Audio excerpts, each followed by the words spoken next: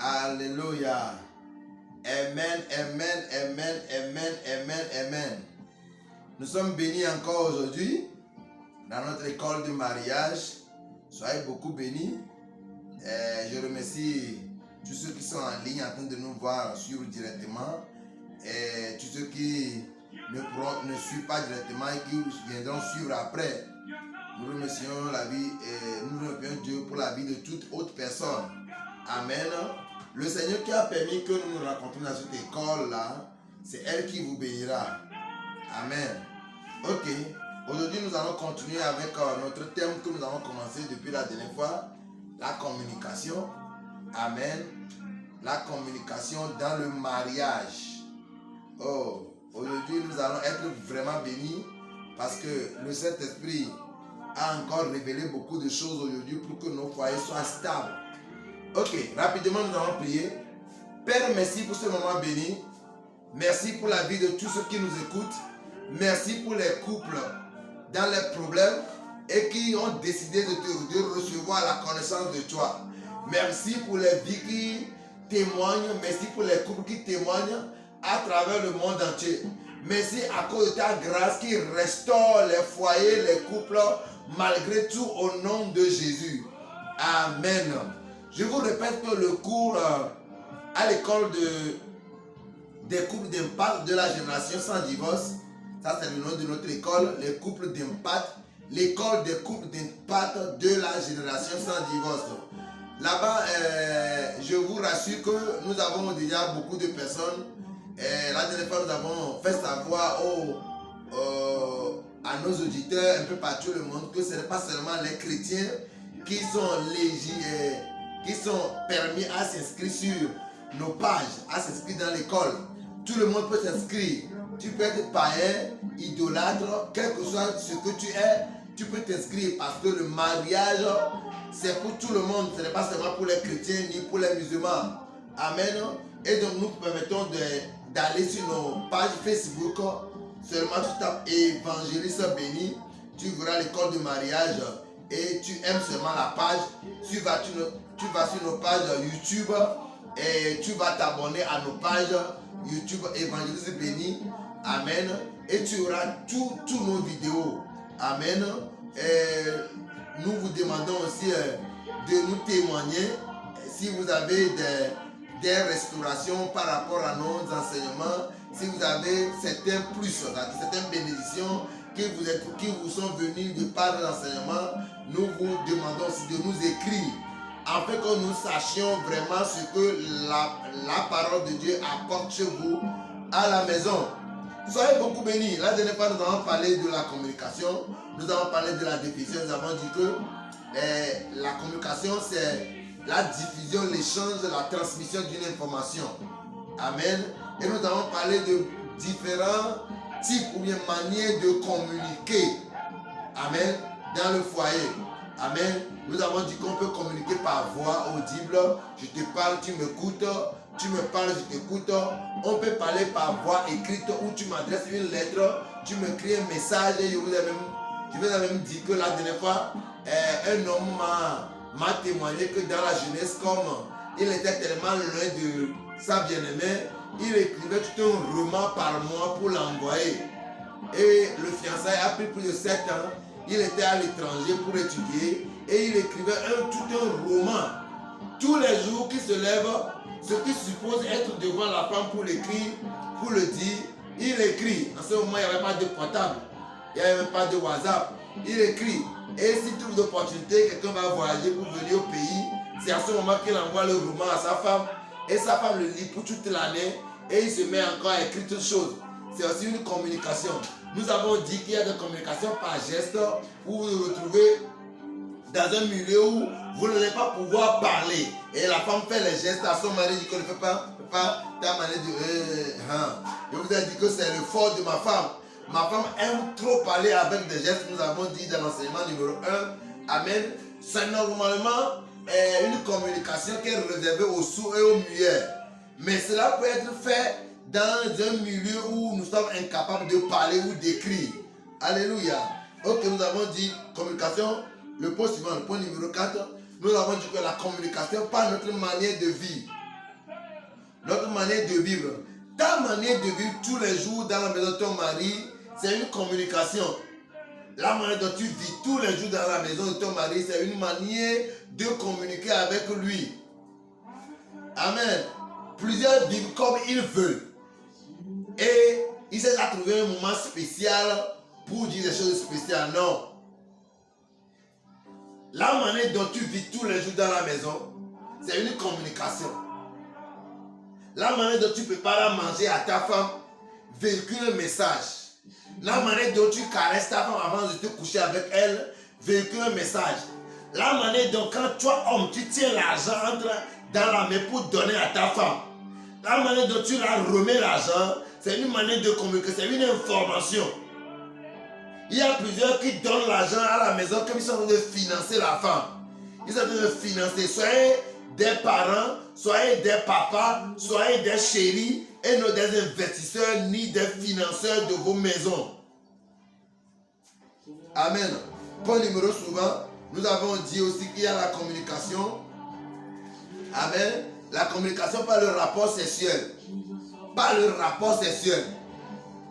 D'abord, il vient ajouter quelque chose par les manières de vivre, les cadeaux, comment s'offrir les choses. C'est votre manière de vivre de tous les jours. C'est une forme de communication. Le point suivant, le point 5, nous avons aussi parlé des manières de communication par le rapport sexuel. Le rapport sexuel, c'est un moyen de communication. Ta manière de te coucher avec moi, ta manière de me toucher, de me caresser, ta manière de me pénétrer. Nous sommes à l'école de mariage, bien sûr. Ta manière de me pénétrer, c'est une forme d'information que tu es en train de me donner. Alors, dans le mariage, là, tous les secondes comptent. C'est pourquoi si les gens viennent vers moi, que nous sommes sur le point de divorcer, là, je les demande de venir à l'école. Il n'y a rien de spécial que je pourrais dire aujourd'hui à un couple en même temps qui pourra résoudre automatiquement tous les problèmes qu'il est en train de vivre. Tout ce que j'ai à lui dire, c'est de tout faire pour s'abonner à nos pages et de nous suivre directement ou venir nous suivre en live. Amen. Point numéro suivant. La communication par pensée, par intuition. La Bible dit que l'homme quittera son père et sa mère et s'attachera à sa femme. Et ils seront un seul corps, un seul chair. Cela voudrait dire qu'en réalité, si ta pensée est différente de ce que je pense, cela va influencer directement la maison sans le savoir. Quand elle a fait le cours là en 2019, je n'ai pas inséré ces points. Mais avec l'expérience, j'ai compris que la pensée de l'homme, la pensée de la femme, qu'elle ne dit même pas à son mari, influence le mariage indirectement. Amen. La communication spirituelle. Nous sommes devenus un seul corps, un même esprit. Alors, si la femme est possédée et qu'on est ensemble, finalement je serai possédé. Si la femme a des problèmes spirituels, j'aurai aussi des problèmes spirituels. Ah, vous qui insultez vos femmes comme vous les insultez qui sont des sorcières là, à travers le rapport sexuel, la sorcellerie peut passer. Tu peux être impacté par les démons de la sorcellerie simplement à travers le rapport sexuel. Les gens sont possédés aujourd'hui et sont incapables de se marier simplement à cause des rapports sexuels antécédents qu'ils ont eus. Est-ce que vous me comprenez? Hier, je n'ai pas parlé de ce point. Mais aujourd'hui, par la grâce de Dieu, je vais l'ajouter. La communication par des images et des vidéos. Et aujourd'hui même, j'ai conseillé à tous mes élèves à l'école, je les ai parlé dans leur groupe, je leur dis que tous les couples qui sont les couples qui sont en voie de fiançailles ou en voie de mariage, ou bien ceux qui sont déjà en mariage, doivent aller dans les studios et m'envoyer les photos, les short photos. Tu vas aller, toi, ta femme ou bien avec tes enfants, vous allez payer 5 000 ou 10 000, prendre beaucoup de photos. Les photos que vous allez garder. Les photos là, dans 10 ans, peut-être que vous êtes sur le point de vous divorcer. Le diable vous a eu à 100%.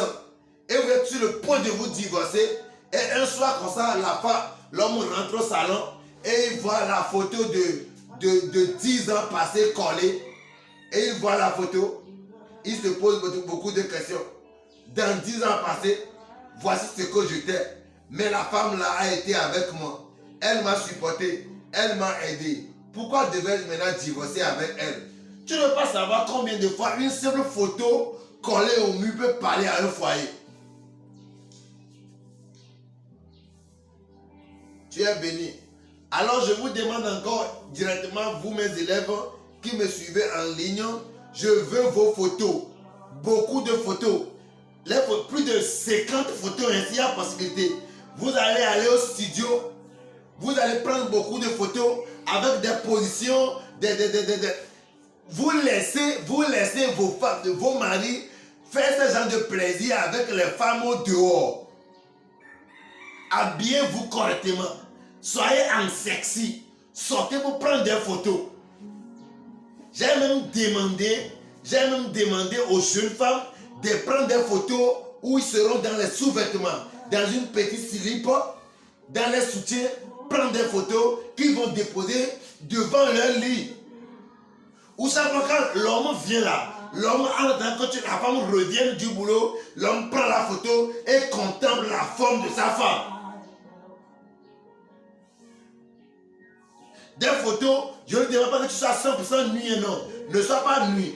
Mais tu peux être dans une petite slip, dans un sous-vêtement complet, laissant bien la forme se faire voir, prendre beaucoup de photos et glisser ça dans le sac de ton mari.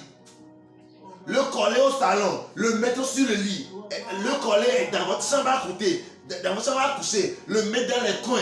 Si ton mari est sur le point de voyager, tu mets dans son sac ces photos. S'il voyage là, s'il voyage, il va à l'hôtel et que les femmes de différentes formes se présentent là, quand il rentre dans la chambre de l'hôtel, il prend la photo de sa femme et il verra la forme de sa femme. Et il dit que moi aussi j'ai de belles formes à la jaille, j'ai une belle forme à la maison. Et le jour là, tu ne peux pas imaginer combien cette photo peut épargner ton mari de l'adultère. Et j'ai remarqué ceci auprès des chrétiens. Les chrétiens n'ont pas mis la différence entre être insensé et l'humilité. Ils n'ont pas mis la différence entre la sanctification et être insensé. Il y a plusieurs qui me posent des questions bizarres. Des questions bizarres sur le mariage. Par la grâce de Dieu, cette école va apporter beaucoup de solutions. Soyez beaucoup bénis. Tout ce qu'on vient de faire là, c'est le résumé de l'enseignement passé. Plusieurs personnes n'arrivent pas à suivre les choses passées. Amen. Aujourd'hui, nous allons continuer. Amen. Oh, Shabarabarabarabaha. Thank you, Seigneur. Merci pour ce moment. Nous allons continuer maintenant. La différence entre la communication, la communion et le mariage. La différence entre la communication, la communion et le mariage. Maintenant, je vais vous les définir. La communication, c'est l'accord. Bon, d'abord, on avait déjà défini la communication. Je vais vous répéter cela. La communication, c'est la diffusion, l'échange, transmission d'une information, des informations dans le foyer, dans votre relation d'amitié, dans votre relation de fiançailles. C'est très important. Dans la relation d'amitié, dans la relation de fiançailles et dans votre mariage. Ok. Maintenant, la communion, c'est l'accord intellectuel, spirituel ou affectif avec quelqu'un. C'est l'accord. C'est l'accord entre deux personnes. Elle peut être spirituelle, elle peut être intellectuelle, elle peut être sentimentale, elle peut être affective. La communion, c'est la même chose que la communication. Maintenant, le mariage, c'est l'accord de deux personnes, de sexes opposés, dans tous les domaines.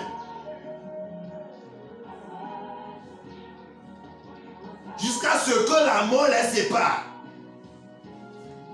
Le mariage, c'est l'accord de deux personnes de sexe opposé dans tous les domaines jusqu'à ce que la mort les sépare. Cela veut dire que si dans le fiançailles, vous avez beaucoup de disputes, vous n'avez pas d'accord, vous n'êtes pas d'accord sur beaucoup de points là. Pourquoi vous allez vous marier? Je vous avais déjà dit ça. Rompre 1000 fiançailles là, ce n'est pas un péché. Mais de se séparer dans un seul mariage, faire un seul divorce là, il faut savoir que toi-même tu es allé prendre la clé qui pourra t'aider à fermer la porte du ciel pour toi-même. Donne-moi un bon amen.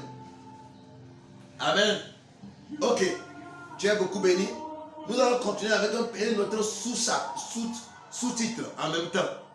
Les relations.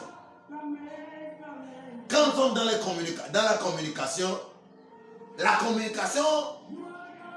d'un mariage, dans le mariage avec d'autres, est différente de la communication des aventuriers. Elle est différente dans le fiançailles. La communication est différente dans le copinage. Ce qui n'est pas possible est permis dans le milieu chrétien. Dans mon école, moi je n'accepte pas le copinage. Parce que dans le copinage, le sexe est permis. Or que dans le fiançailles spirituel, dans la marche avec Dieu, le sexe n'est pas permis. Dans la relation d'amitié. Mais je vais profiter pour aller un peu en bas.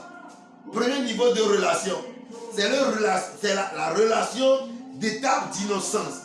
Dans la relation d'étape d'innocence, le bébé, l'enfant est encore dans le ventre pendant 9 mois.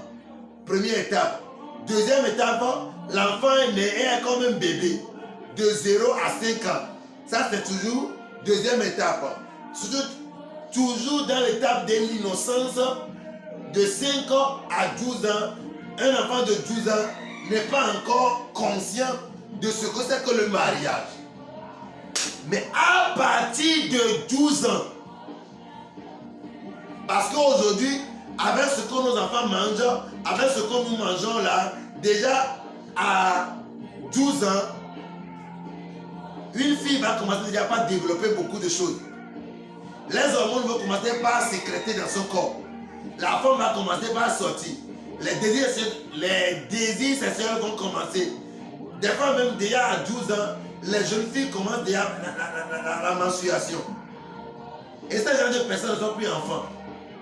On doit commencer par les causer déjà des choses essentielles, des choses sérieuses. C'est ce que vous ne faites pas. Et déjà à 12 ans, l'enfant te dit que j'ai commencé à faire avortement depuis 12 ans. Parce qu'une fois que les menstruations ont commencé, elle est capable de tomber enceinte. Et si tu as la maman, tu ne l'enseignes pas sur ce qu'elle doit apprendre là, elle va tomber enceinte. Et quelqu'un va la conseiller d'avorter. Et un jour, ta fille va se marier à quelqu'un qui est stable dans toutes choses et maintenant manque d'enfants à cause de ta communication que tu as manqué avec elle dans l'enfance. Ne faites pas d'erreur. C'est important. Amen.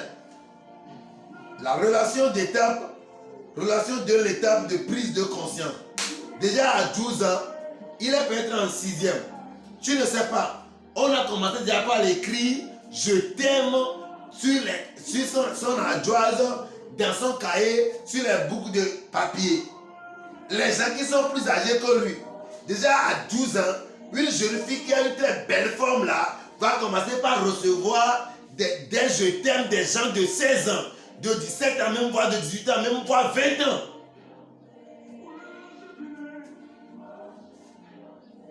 Et elle va commencer par rentrer comment dans l'adolescence. Ça c'est étape de conscience, c'est l'étape de prise de conscience premier niveau. Elle va commencer par rentrer dans l'adolescence de 12 à 15 ans. Maintenant de 15 à 12 ans, elle va commencer par se forger des principes. Elle va commencer par se dire que non, le genre d'homme avec lequel je vais me marier sera comme ça. Le genre de femme avec lequel je vais me marier sera comme ça. C'est toi qui ne sais pas. entre 15 à 18 ans, l'enfant ou l'adolescent commence déjà par choisir son goût. Et déjà de 18 ans à 20 ans, elle va commencer déjà par créer des principes. L'homme avec quand je vais me marier sera comme ça. La femme avec qui je vais me marier aura la forme là. Si je vais me marier un jour, je ne vais pas permettre ceci. Je ne vais pas accepter ceci. Je vais faire ceci à mon mari. Je vais avoir l'habitude de faire ceci. Déjà entre 17, 18, 19, 20 ans là, elle va commencer déjà par développer des principes. Déjà à 20 ans, entre 18, 20 à 22 ans, elle va commencer. C'est toi qui ne sais pas, hein? C'est toi papa ou maman qui ne sait pas à la maison. Elle va déjà commencer par choisir ou éliminer parmi les amis ceux qu'elle pourra aimer ou ne pas aimer. Mais laissez-moi vous dire, les parents, laissez-moi vous dire, si ta fille a 16 ans et qu'elle ne manifeste même pas pour le moment, c'est-à-dire l'attirance des hommes là, amène-la à l'hôpital. Elle a un problème. Si déjà 18 ans, 20 ans, ta fille, ta jeune fille, ne veut pas dire que, c'est-à-dire, ne veut pas témoigner que les hommes dehors lui font la cour là, il a un problème. Vous savez, c'est en Afrique que vous ne causez pas avec vos enfants. Et déjà à 30 ans, la fille a toujours honte de discuter des choses de femme avec sa maman. Déjà à 30 ans, le garçon a honte de discuter des choses essentielles avec son papa. C'est l'échec. Écoutez, être un homme là, ce n'est pas seulement avoir une grosse voix. Être une femme là, ce n'est pas seulement préparer à manger aux enfants. Être un homme, c'est être capable d'avoir une bonne relation de communication avec tes enfants. Déjà à 20 ans, tu es capable de causer avec lui de beaucoup de choses. Tu l'enseignes déjà, tu lui parles déjà de la masturbation, tu lui parles des choses, tu lui dis les problèmes qui sont cachés derrière ces gens d'acteurs et tu le refuseras. Parce que c'est toi qui ne sais pas. Lui, il a déjà appris à l'école et il a commencé par mettre ça en pratique déjà. Tu lui montres les dangers qui sont dans l'impudicité, la masturbation, le fait de suivre la pornographie, les fantasmes.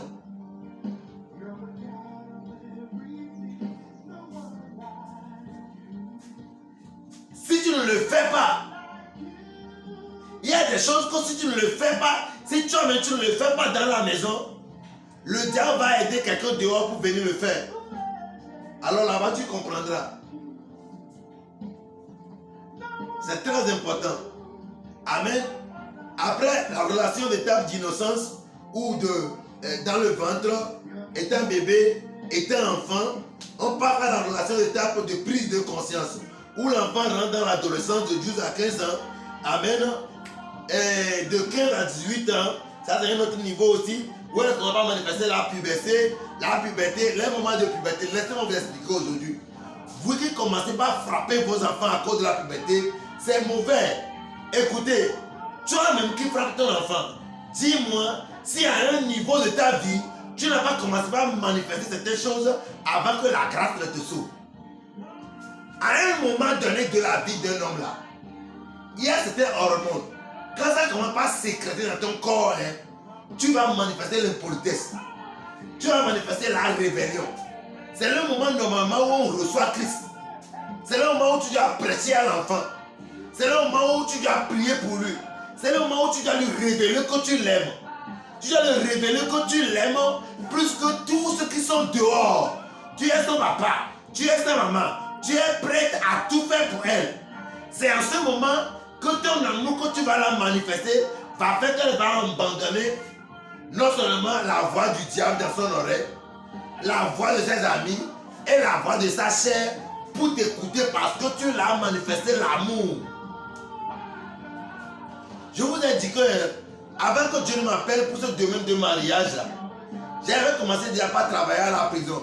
Et ce que j'ai vu à la prison, je te dis que plus de 90% des braqueurs, des voleurs, des gens à la prison sont des gens qui ont eu une mauvaise famille.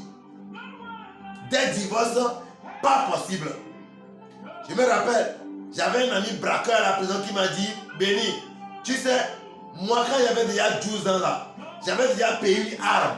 Déjà à 12 ans, moi j'avais déjà commis des meurtres. Hein. Déjà à 15 ans, 18 ans, j'avais déjà investi pour payer une arme. Et je l'ai caché quelque part. J'ai dit à ma maman que le jour qui verra mon papa, celui qui m'a mis au monde, qui me le dise, je vais aller le tuer. Et parce que jusqu'à ce moment que je te parle là, je ne connais jamais mon père. Maman m'a dit que c'est déjà un enfant de 2 ans qui nous a abandonnés et nous a quittés. Que depuis que j'ai 2 ans, jusqu'alors, ma maman n'a plus jamais vu mon père. Est-ce que vous comprenez? Que le Seigneur nous aide. Amen. Après ça, nous passons à la relation d'amitié. La relation d'amitié a beaucoup de niveaux. Amen. L'amitié, c'est là-bas qu'on établit les principes à cause de l'expérience et de la connaissance.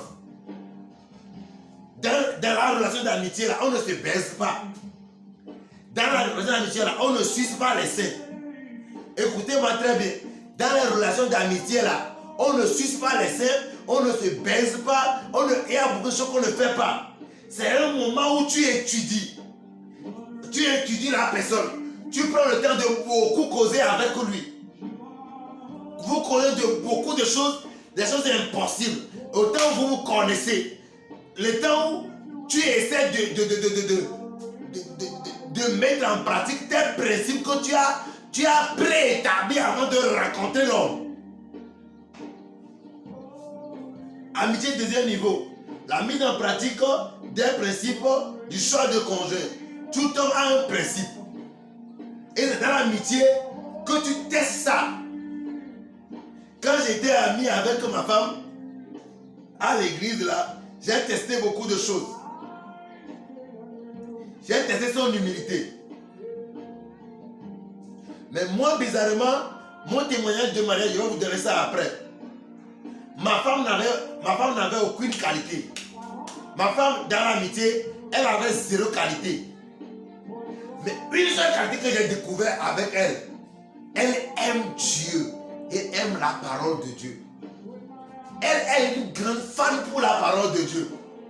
Elle est prête pour tout faire pour obéir à la parole de Dieu. Quand j'ai vu ça en elle, je me suis dit que forcément un jour, aussi longtemps que Dieu va commencer par parler, un jour elle va changer. Et elle a changé miraculeusement. Ce que j'expérimente aujourd'hui dans mon foyer là, c'est ce que je ne peux jamais rêver quand on était dans l'amitié. Parce que ça aussi, ça peut être possible. C'est dans l'amitié qu'on teste les choses.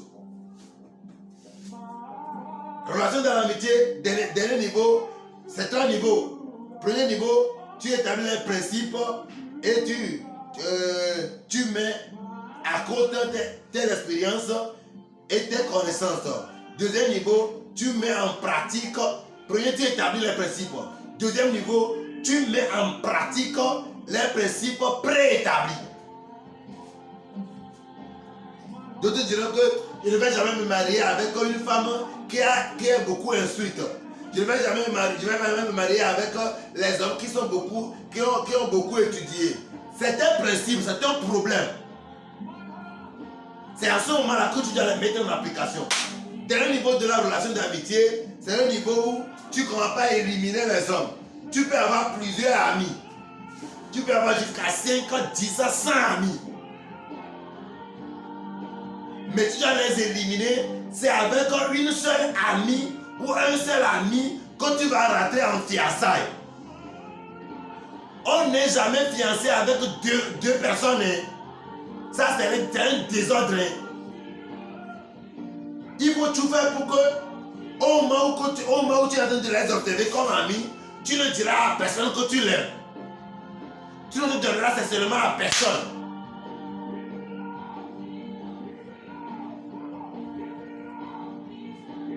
Vous déjà dans votre relation d'amitié, vous pouvez dire que vous vous aimez.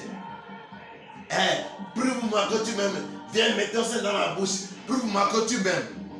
Dans l'amitié, Vous ne pourrez jamais imaginer ce qui vous attend dans le mariage si vous désobéissez à de petits principes comme ça. Amen. Relation de copinage. Ça, je ne vais même pas parler de ça. Quand les gens viennent vers moi, ils disent que mais vous êtes à quel niveau de votre relation? Oh, pasteur, nous sommes pour le moment des copains. Je leur dis, vous n'avez rien compris. Il n'y a pas de copain, copine en Christ. Parce que le thème là, c'est le thème du monde. Dans le copinage là, le sexe est permis. L'homme peut frapper sa femme dans le copinage. Les principes spirituels ne sont pas établis. Moi, je n'accepte pas qu'on appelle une relation en voie de mariage copinage. Non. Vous quittez l'amitié, vous rentrez dans le fiançailles. Amen. Relation suivante après l'amitié. Relation de fiançailles. Fiançailles là, à plusieurs niveaux également. Premier niveau de fiançailles. Premier niveau, l'ami que tu as déjà, l'ami que tu as choisi, tu le maintiens. Déjà, tu as déjà commencé à prier pour ton mariage depuis 15 ans. Maintenant, tu as 23 ans. Tu as sélectionné parmi tes 10 amis, un ami ou une amie. Maintenant, tu vas la présenter à Dieu. Tu la présentes à Dieu. Premier niveau de fiançailles. Tu présentes ton ami à Dieu. Deuxième niveau, tu ajoutes cet ami à toi et à ton Dieu. Écoutez-moi, ne faites pas sortir Dieu pour ajouter votre ami.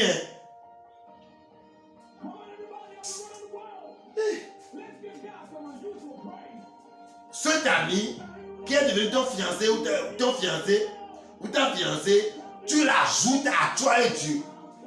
Quand je dis toi et Dieu, cela veut dire que les principes basés sur la parole, c'est Dieu dans ta vie. Vous qui dites que vous avez basé votre mariage sur Dieu, quels sont les principes de la parole de Dieu que vous mettez en pratique dans votre relation?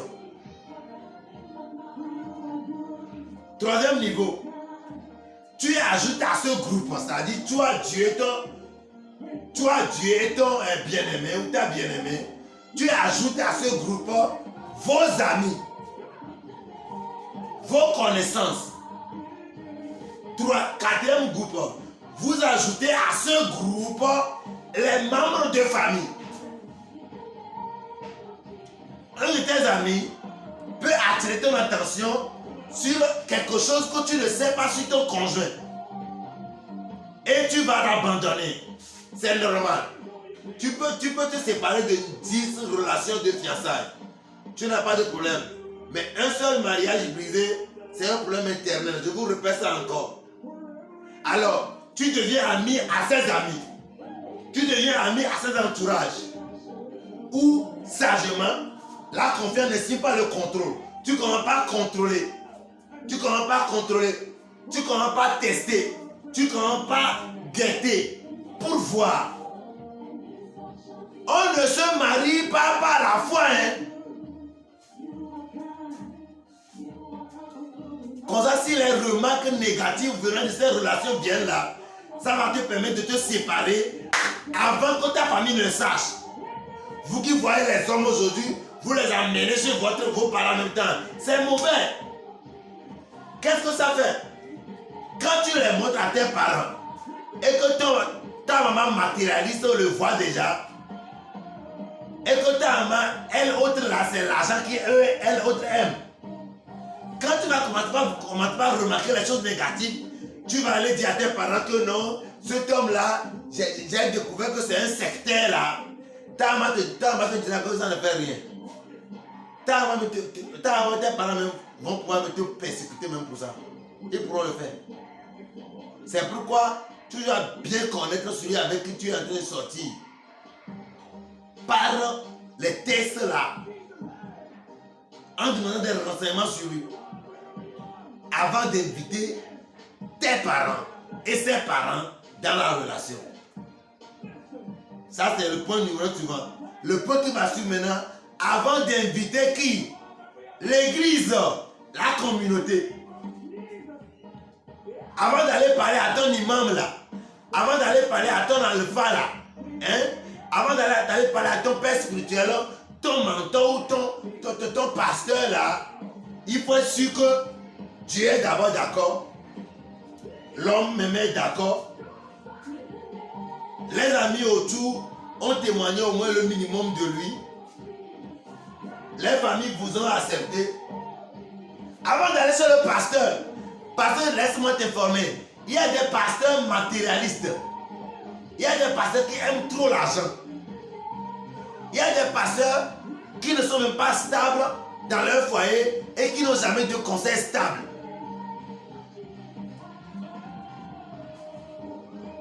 À la dernière niveau de fiançailles, après vous passez à la dot.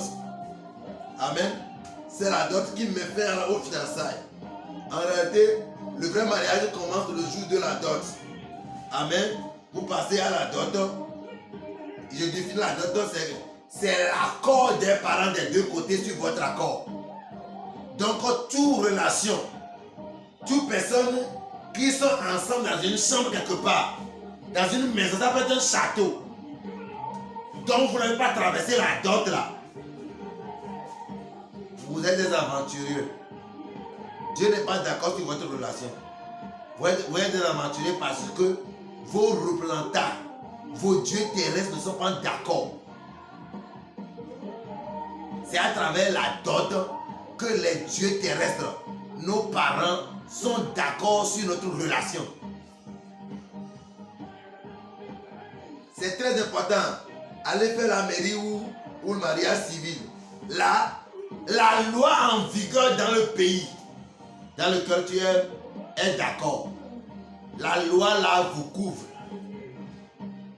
La loi là devient une fondation, un sous-couvert de vos décisions. Est-ce que cela va? Je suis béni ce soir. Amen. Dernier niveau est le mariage religieux ou bénédiction. Ça là, c'est l'accord des représentants de Dieu. L'homme de Dieu, l'église, les diacres, l'église. Ça c'est l'accord. Amen. Des représentants de Dieu. C'est très important. Et je sais que vous avez beaucoup de questions. Comme pasteur a déjà dit que ceux qui... c'est le fiançailles qui est le vrai mariage. L'argent qui est le vrai mariage. Parce que, est-ce qu'après la dot là, est-ce qu'on peut commencer par faire tout? Laissez-moi vous poser la question. Qui t'oblige à aller faire religieux? Le mariage religieux est facultatif. Je vais reconnaître ma parole. Partout. C'est facultatif. L'accord des représentants de Dieu peut être fait le jour de la dot. Elle peut être faite le jour de votre mariage civil. Et c'est fini. Mais si l'homme de Dieu ne vous bénit pas encore, ne vous pressez pas. Vous aurez tout le temps de tout faire. Soyez beaucoup bénis. Soyez beaucoup bénis. Le dernier niveau maintenant, c'est le mariage. Alléluia. C'est le mariage proprement dit. Le mariage, c'est-à-dire après la dot, après le civil et après le mariage religieux. Vous verrez maintenant, vous demeurez maintenant ensemble jusqu'à l'amour vous sépare. Ça a un premier niveau de 0 à 5 ans. Ça, c'est le moment de test, les moments d'entraînement, les moments de vraies révélations. Quand tu es allé chez lui à la maison, vous parlez vraiment quelques minutes ensemble. Si vous avez des problèmes, vous pouvez régler ça avec WhatsApp. Maintenant, elle est venue régler toi à la maison. C'est maintenant que tu vas savoir que c'est lorsqu'elle apprend que tu es en train d'arriver qu'elle va aller à la chambre. 0 à 5 ans là, c'est le moment de vraie révélation. Moi, je les appelle les années de surprise. Soyez beaucoup bénis. Alléluia. Point numéro suivant, c'est-à-dire le niveau suivant. De 5 ans à 15 ans, la maturité et la stabilité. La maturité et la stabilité. Je rappelle encore l'année d'une grande attention. Plusieurs couples se séparent entre 5 à 15 ans. Parce que c'est juste que nous sommes fatigués des surprises de mon conjoint ou de ma conjointe. Et elles se séparent. C'est pourquoi il faut faire beaucoup attention. Alléluia. De 15 à 30 ans, les moments de 15 à 30 ans, les moments de stabilité. De 30 ans à 50 ans, les moments d'expérience, de grande expérience. De 50 ans en allant, les moments de la stabilité même. Je ne vais pas beaucoup parler à cause du temps. Quand je vais venir dans le mariage, papa m'a dit, je vais expliquer tout ceci. Tu es béni, tu as écouté l'évangile béni. Amen. Reste béni. Cette école est déjà sur les réseaux sociaux. C'est sur YouTube, c'est sur Facebook. Nous avons notre groupe WhatsApp qui opère. Alléluia. Soyez beaucoup bénis. Allez sur les réseaux sociaux, sur YouTube. Tapez seulement Évangéliste Béni Badekwe. Vous allez voir nos cours sur le mariage. Allez sur notre page Facebook Évangéliste Badekwe. Vous allez aimer la page Facebook pour avoir nos notifications. Vous allez vous abonner sur notre page YouTube pour avoir une notification. Nous sommes également sur Telegram. Nous avons un groupe là-bas. Connecte-toi sur Telegram avec mon numéro. Ce numéro qui va s'afficher sur l'écran. Le 00228 91 33 29 99. Écris à ce numéro. Nous allons te mettre dans tous nos groupes. Alléluia. Et à part ça, nous faisons les cours en live dans notre centre à Djagbri. Nous avons par la grâce de Dieu un grand centre, c'est-à-dire le centre de notre école à Djagbri. Nous faisons les cours en live là-bas tous les premiers et troisièmes dimanches de 15h à 17h30. Nous prions pendant une heure de temps de 15h à 16h et de 16h à 17h30 nous faisons le cours. Tu es béni, je vais prier pour toi. Si vous êtes deux dans la chambre, mettez-vous en genoux, je vais prier pour vous. Seigneur, merci. À cause de la grâce que tu as mis sur ce ministère, à cause de ton amour que tu as préétabli, à cause de ton notion qui demeure sur cet enseignement, tous ceux qui sont sous l'influence de ma voix sont impactés, les foyers restaurés. Au nom de Jésus, Amen, Amen et Shalom. Bye bye.